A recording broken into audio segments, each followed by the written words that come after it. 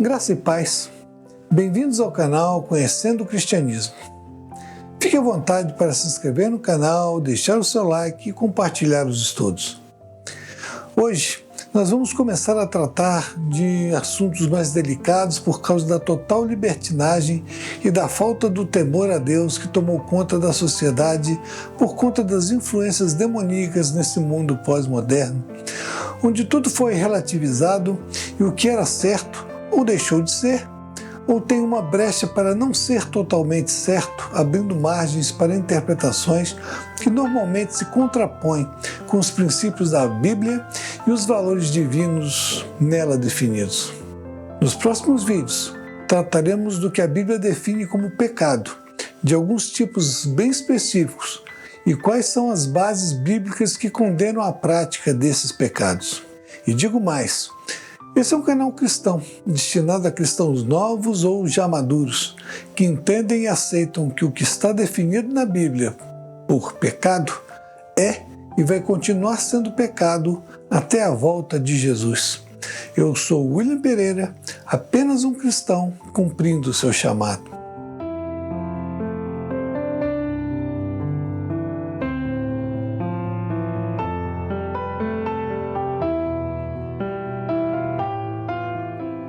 Se fôssemos um canal de uma outra religião, abordaríamos o tema com base nas premissas dessa religião, normal. Mas aqui é um canal cristão. Se você não é um cristão autêntico, você pode até discordar do que será dito, mas a sua discordância não será pessoal à minha pessoa, será pessoal ao próprio Deus, pois terei o cuidado de expressar o que a Bíblia relata sobre o pecado, seus tipos e suas consequências. Certamente, você tem toda a liberdade de discordar da própria Bíblia e, por via de consequências, do próprio Deus, mas isso não vai alterar os critérios dele no seu julgamento, que será pessoal e intransferível, creia nisso ou não. Isso é a verdade. Não vai adiantar colocar a culpa nos outros, na sociedade, na lei que perverte os princípios ou valores da santidade de Deus ou no mundo perdido, pois você tem a escolha de pecar ou não pecar, de fazer a vontade de Deus ou não, de escolher se manter rebelde contra Deus ou se aproximar dele em temor e adoração. Pois bem, nesse vídeo vamos focar em dois aspectos iniciais para manter o vídeo do tamanho aproximado de 20 minutos, como é a proposta do canal. O primeiro ponto é a definição de pecado e a outra, a diferenciação entre tentação e provação, já que uma delas tem relação com o pecado. O que é pecado? Segundo a Wikipédia, o termo pecado é comumente utilizado em um contexto religioso para descrever qualquer desobediência à vontade de Deus, em especial, qualquer desconsideração deliberada das leis divinas. Segundo a Bíblia, qualquer definição de pecado tem como elementos primordiais a prática de qualquer ato que seja contrário ao comportamento desejado e definido como correto por Deus e suas ordenanças, e assim ofender a Deus e a sua santidade. Todos nós somos pecadores, todos nós já nascemos pecadores. Além de precisarmos reconhecer isso, o problema é manter-se em uma vida de pecado constante e sem arrependimento diante de Deus. A Bíblia nos diz, se dissermos que não temos pecado, enganamo-nos a nós mesmos e a verdade não está em nós. 1 João 1,8. Como a verdade é Cristo, Ele não estará em nós se não admitirmos que somos pecadores. Em Romanos 2,3 nos diz, porque todos pecaram e destituídos estão da glória de Deus. Então, vamos ver os pecados que Deus abomina, detesta e não suporta.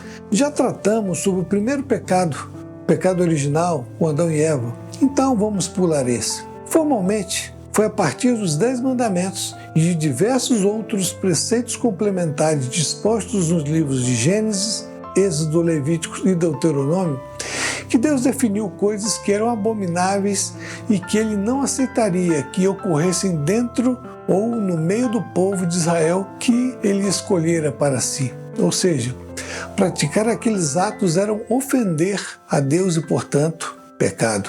Eram práticas pagãs comuns a outros povos e que envolviam orgias sexuais de todos os tipos possíveis e imagináveis. E não fico pensando que a práticas bestiais que de vez em quando vemos uma notícia por aí é coisa nova. A tecnologia só ajudou a torná-los mais visíveis e divulgados. Os 10 Mandamentos são uma referência básica que você pode encontrá-la em Êxodo 20. Dê uma pausa, vá dar uma lida e relembrá-lo. Apenas um comentário sobre eles.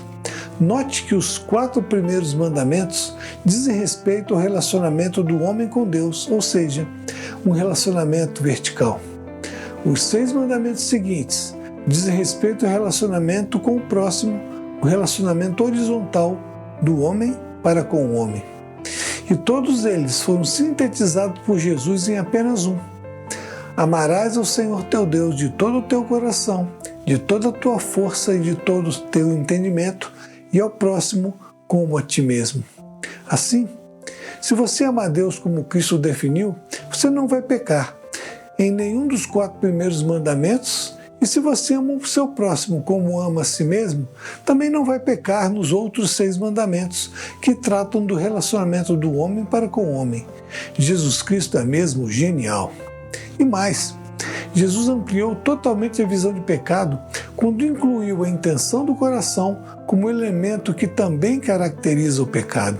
Assim, se você é um homem, não precisa mais pecar fisicamente com uma mulher para ser um adúltero. Basta pensar em tentar no coração de modo impuro contra uma mulher, mesmo que ela nem saiba. E o mesmo vale para qualquer mulher.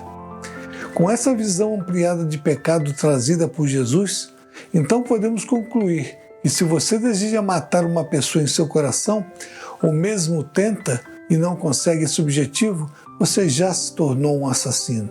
E se você intenta roubar uma pessoa, ainda que não o faça, você já se tornou um ladrão. Dureza. E vemos aqui uma grande diferença entre leis humanas que tipificam o crime e a visão de Deus. Os homens definem muitos desses pecados como crimes tentados, enquanto Deus os vê como pecados consumados. Então, o que você está vendo, ouvindo, sentindo ou desejando pode fazer você pecar e desagradar a Deus. Isso exige de nós arrependimento e vigilância constante para não cairmos em tentação. Quando eu era criança, eu acreditava que existia pecadinho e pecadão. Isso não estava totalmente errado. Sim, existem diferenças e pecados que o próprio Deus abomina, muito mais do que outros, em especial os que tratam do relacionamento com Ele, que certamente tem um grau mais relevante no julgamento divino, mas isso trataremos em outro vídeo. O fato é que, seja pecadinho ou pecadão, ambos levam à morte. Já vimos o que é pecado. Vamos ver a diferença entre tentação e provação, pois uma delas está intrinsecamente ligada ao pecado, mas a outra, embora não esteja ligada ao pecado, pode levar a ele. Tem pessoas que colocam a culpa do pecado exclusivamente no diabo e seus anjos. Tudo é culpa do demônio. Todos os erros que cometem são de responsabilidade do maligno, e se você pensa assim, está na hora de mudar os seus conceitos. O que é tentação? É uma situação que nos envolve na qual os valores e princípios da santidade de Deus podem ou não ser obedecidos e atendidos por mim e por você. A escolha é totalmente minha ou sua.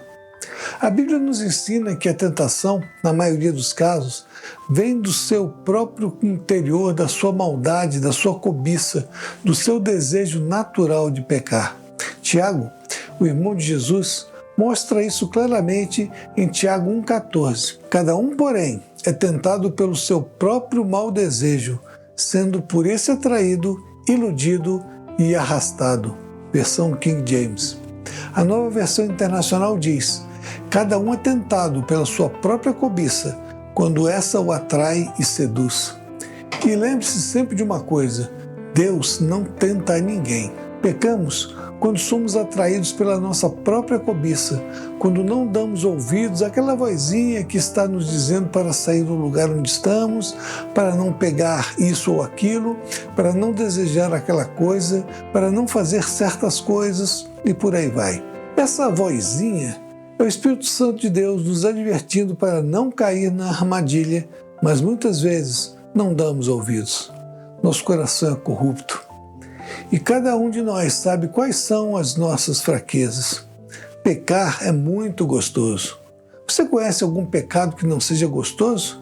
Que não traga uma satisfação, alegria ou euforia a quem peca? Você pode até achar que se drogar é algo que não é gostoso, mas para um viciado é altamente gostoso, satisfatório e desejado.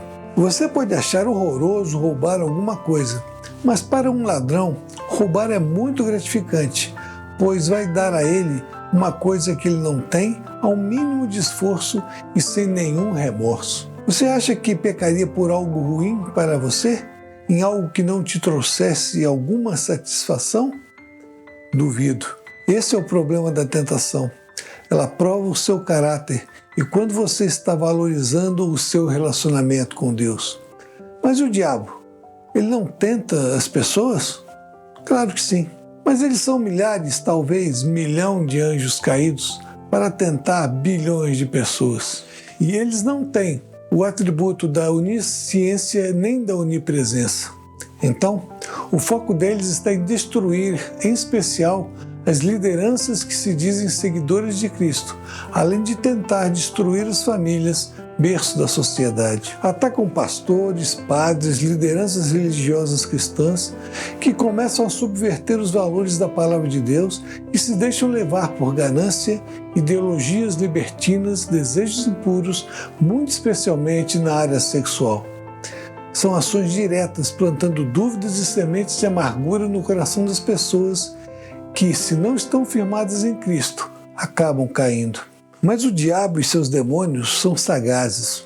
Eles sabem quem vão tentar e sabem exatamente em que áreas eles podem atacar e quais aquelas que nem adianta tentar, pois é perda de tempo e energia.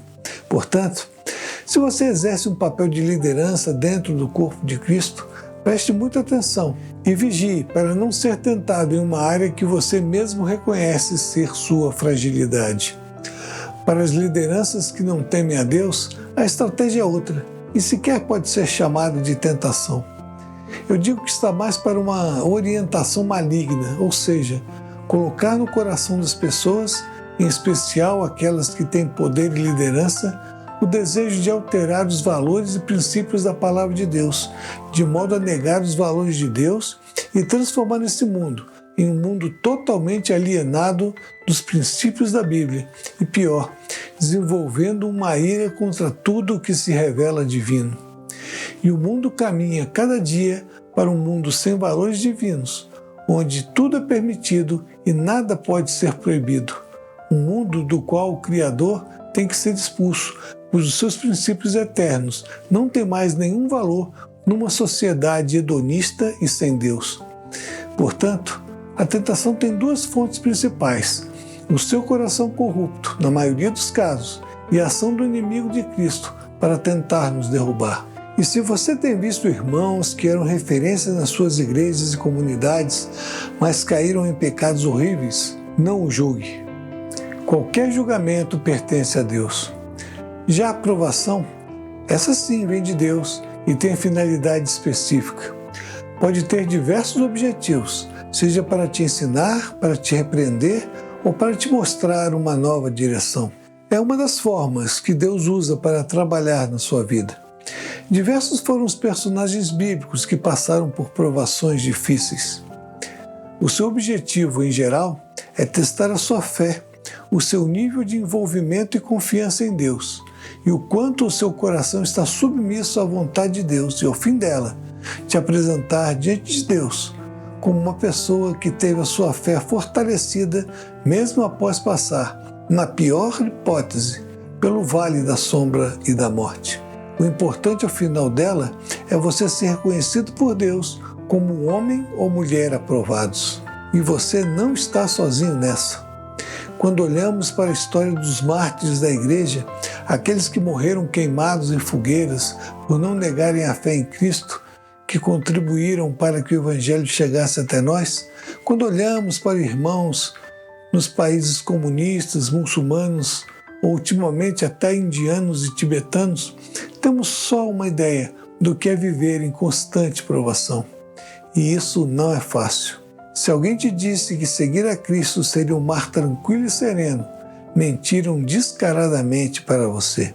Isso pode ser parcialmente verdade em alguns países do mundo, como aqui no Brasil, por exemplo, onde ainda temos liberdade de culto, mas na maioria do mundo, em especial na Ásia, África e Oriente Médio, seguir a Cristo tem um custo altíssimo, pois, como Jesus alertou, seríamos perseguidos por causa dele.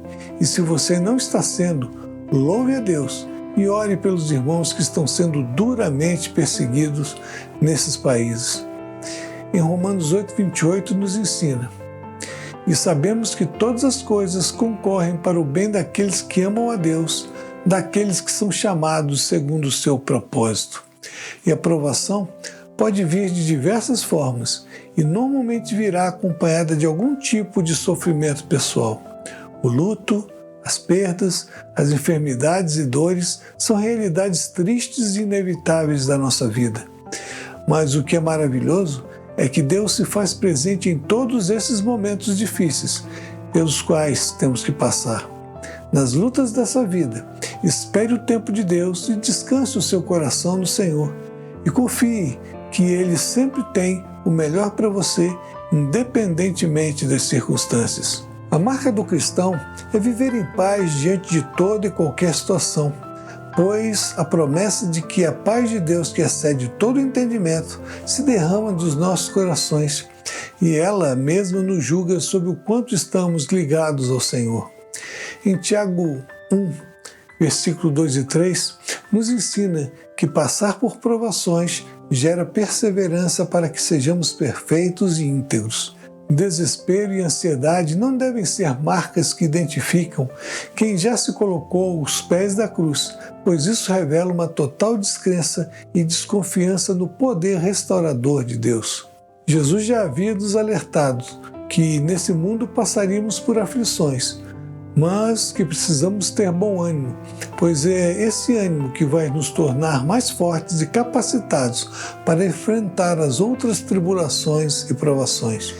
E essa verdade bate frontalmente com a teologia da prosperidade e do triunfalismo, onde você pode tudo, você decreta o que Deus tem que fazer como se Ele fosse o seu servo, um ser todo-poderoso, um gênio da lâmpada à sua disposição, e que tem que realizar os seus desejos de qualquer forma, pois você tem o poder de decretar.